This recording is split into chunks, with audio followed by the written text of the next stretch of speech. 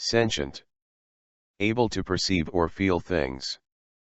Some say that life must be carbon-based. Recently, NASA uncovered that life can actually exist without carbon. I am going to assume that we can all agree that life exists in a myriad of forms and that even in the scientific realm it is very difficult to classify. Knowing this, a topic of debate remains, and that is, what is sentient? Sentience brings forth another layer of what humans consider to be life. Science tried to describe its physical form, sentience tries to describe its ability to experience life. Can it feel? Can it perceive? And others will add an even extra layer of what life may be by adding sapience into the picture. Can it think? Can it make decisions not based on instincts? These are all great questions, but is life not alive according to these standards? Is life robotic in some sense because it appears to make decisions based off of instincts? Would we not be more instinctual if we had to fend for our livelihood at all hours of the day? I tend to think this way. We cannot ever truly know what goes on in the mind of a living organism. We cannot truly measure its ability to think for itself, to understand life, to learn. We cannot know these things because they are immeasurable. Sure, we can perform experiments with human brain scans and compare them to other living things, but that only shows what is similar. Life is much bigger than us. It is much more expressive than us. To understand that all things, living and non-living, we must be able to take a few steps back from the human race and understand that we are not the only things living. We must open ourselves up to the idea that life can exist differently than us. I believe that life is valuable. It is beautiful and unique at every level. I don't agree with the idea that because humans have central nervous systems, or brain matter, or whatever else you decide to throw into the picture to make us seem superior is relevant. If something is alive, who are we to say it is not sentient? Who are we to decide that life is not life? We are not the creators of this universe. We are products of it, and the universe has expressed its life in various colors and shapes. If we can agree that something is alive, then we should agree to stop there. Life is life, and if we want to save the earth and save the creatures of the earth, we must respect all things like we respect ourselves. This is just my philosophical viewpoint on life. Here are some examples of non-humans expressing sentience. Cleve Baxter performed several studies on plants. He came to the conclusion that plants not only had consciousness, but could also read minds. His studies were never successfully reconstructed, but the CIA took notice and began their own experiments with plant communication.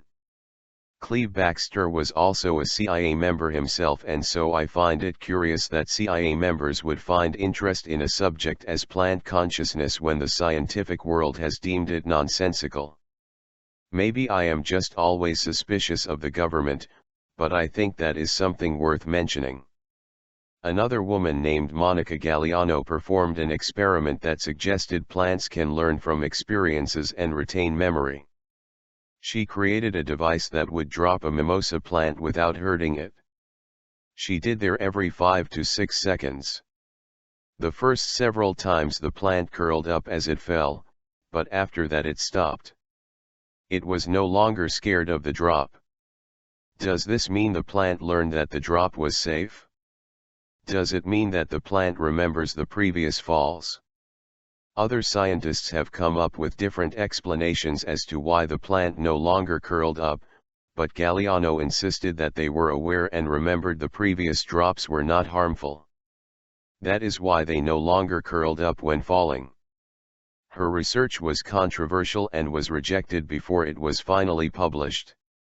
Daniel Chamovitz is another scientist diving into the world of plant awareness.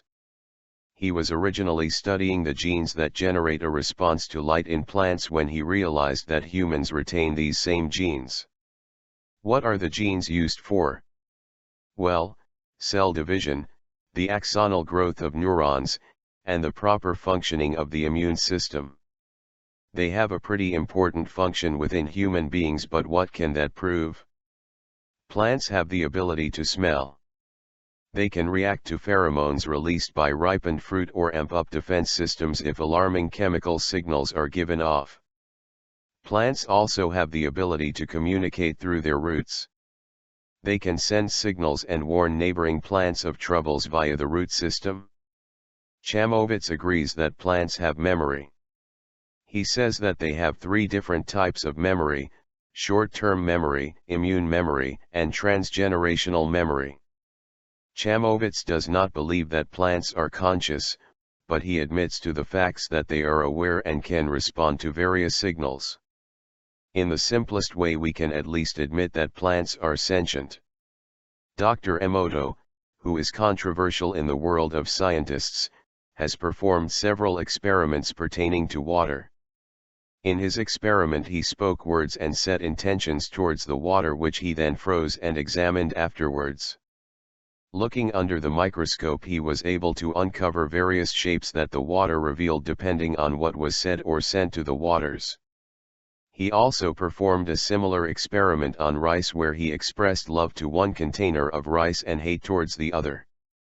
The one that was sent hateful energies became moldy very quickly, while the rice that was sent love took longer to even begin to mold. There are several of these experiments being recreated on YouTube, and you yourself can even try it. How can we define who and what is sentient? Using our own physical manifestations of sentience is not enough. Sentience is suggested through a variety of different experiments, whether we consider it pseudoscience or real science. We can see that plants are sentient beings, we can see that water is sentient, and we can see that rice may even be sentient. Everything is made up of vibrations. That is a fact that we can all agree on. When waves hit other waves, they change. In that case, water sends out its own unique vibrations into existence. When we speak, we create waves through the sounds, and those vibrations affect the things and people around us because they are vibrations too. It's like the ripples in a pond. They clash with each other. This is happening constantly, and it is why people tend to remember the feelings they had when someone said something rather than the actual words being spoken, because words create vibrations that we feel and interact with. Knowing this information, it is plausible that water sending out its vibrations can feel and interact with ours. It is plausible that negative and positive vibrations can create and alter the shapes of the waters. This is why our intentions must always be positive and full of love, because they are powerful and can change the reality around us. What I find to be a problem is the fact that human beings have a tendency to use their experience as a source of measurement. Human beings can be egocentric. They think everything is about them, and if something does not move, think, breathe, speak, or look like them, then they must be less than, or they must not experience pain, love, life in the same way we do. While I agree that plant life, stone life, and all the other sentient beings do not experience life in the way that we humans do, that doesn't mean they do not experience life, pain, and love. They have their own unique experiences. They have a totally different set of senses. They experience the world in a vastly different way than we do. There is no scientific way to measure how much pain a plant feels versus a cow. There just isn't. That is subjective. You cannot measure subjectivity. It is personal, and because I cannot know what the plants, stones, waters, bugs, etc. feel, I cannot declare that what they feel is less than what I feel. If you cannot see the interconnectedness of us, all of us, then you are missing a very big and important picture. It is one that most people seem to resonate with, but few people actually live it. We are one is more than a cliché saying. It is a legitimate statement that I hope we will all be able to fully understand and realize. If you differentiate yourself from the earth and the life of the earth, then you will never understand how we are all one entity living on an even larger entity, Mother Earth.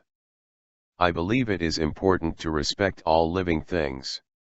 I believe it is important to respect the plant nation, the stone nation, the spirit of the waters, the spirit of the air, the spirit of the fires, and the spirit of the earth, and everything else that I cannot include in a short essay. All of us who inhabit the earth are experiencing life. We all perceive and feel. Whether we all perceive and feel in the same capacity is irrelevant. What is important is that we all perceive and feel. That is it. This message is vital to our existence as a human race. We absolutely must begin to understand all things, living and non-living, as sentient. This is how we can learn to truly respect and care for all things of the earth. If we do not care for the earth, we do not care for ourselves, and we will be the cause of our own demise. Teach the children about life. Do not allow your humanness to be the bar of measurement. Take yourself out of the picture. We are one in the same. As above, so below. Remember that we are one.